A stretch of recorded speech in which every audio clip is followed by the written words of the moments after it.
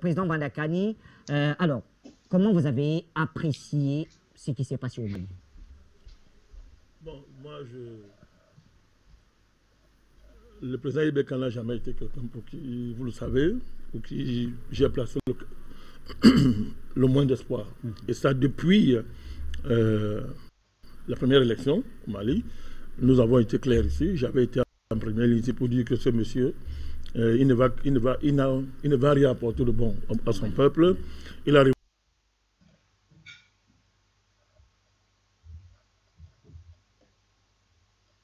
au pouvoir sur les chars français. Vous comprenez? Donc, et à l'époque, vous savez par quel processus M. Ibeka est arrivé au pouvoir. Il y a eu un coup d'État de la part de M. Sanogo. Et on a vu comment la France avait instrumentalisé ce coup d'État pour venir imposer, diviser le Mali en deux et imposer une base militaire en mentant devant le monde entier. Nous avons été en premier lieu à l'époque pour dénoncer ce coup, ce crime politique encore de la France. Oui. Et vous vous souvenez à l'époque, beaucoup de Maliens appelaient ici pour s'en prendre à nous. Oui. Bon, en tout cas, les Maliens vous trouvaient assez excessifs. Voilà, ils estimaient que moi je leur disais que voilà ce qui se passe chez vous. Les Français vous mentent, ils vont mettre une base militaire. La France a mis une base militaire. Peut avoir menti aux Maliens. Cette base militaire, c'est Barkhane, qui est devenue, à l'époque c'était l'opération Serval, c'est devenu Barkhane, qui a divisé le Mali en deux. On sait aujourd'hui qu'il y a une capitale de la France au Mali, qui est Gao, et d'un côté, il y a Bamako. Donc on a vu ça, et après on nous a porté Ibeka dans les chars français. Et là, un peu encore, nous avons parlé de ça ici, ben, on a été pris à partie. Si aujourd'hui il y a une évolution de ce peuple, et qui a enfin décidé, n'est-ce pas, de créer des conditions pour aboutir à cette situation, ben je dis, ben, on dit que le peuple est souverain.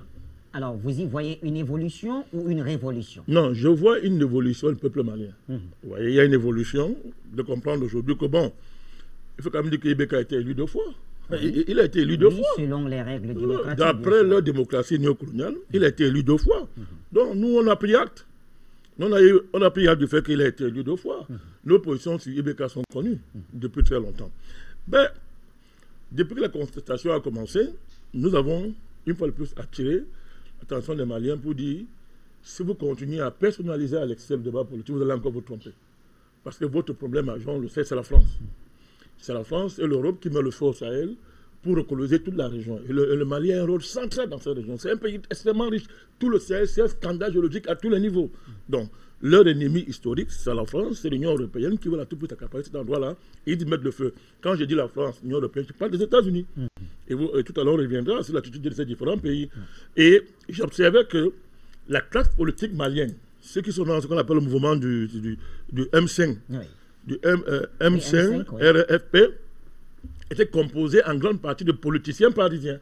Donc j'étais en train d'attirer l'attention pour dire, faites attention, parce que si Ibeka part, vous le remplacez par les éléments de cette classe politique, vous n'avez rien fait. Vous continuez à jouer le jeu de la France. Donc, même l'imam Mahmoud Diko, qui aujourd'hui est en première ligne, mais c'est lui qui a porté Ibeka au pouvoir. Donc ça évolue. Oui. Ça évolue.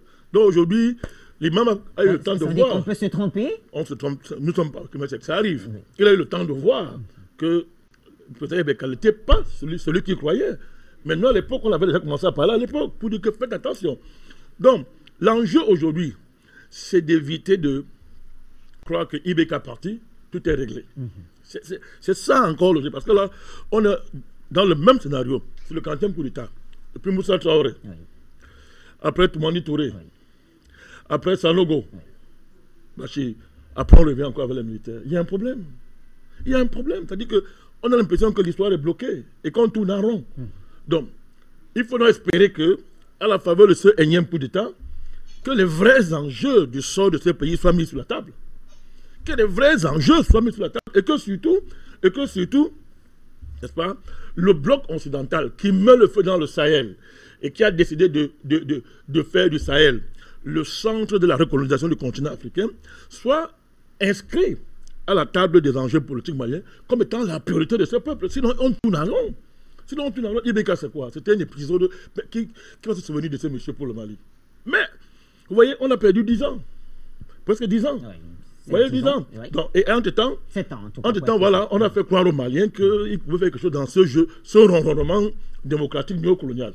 Bon, aujourd'hui, Bachir, on revient au point de départ. On revient à la situation de Toumani Touré, le président Toumani Touré. On revient. Donc, il faut que ce cercle vicieux dans lequel le destin du Mali est enfermé soit brisé. Très bien. Mais tout à l'heure, nous allons analyser en profondeur les enjeux politiques et les orientations et les trajectoires, n'est-ce pas, qui sont en train de se dessiner depuis hier. Très bien. Voilà donc une première lecture qui nous aide aussi à comprendre un certain nombre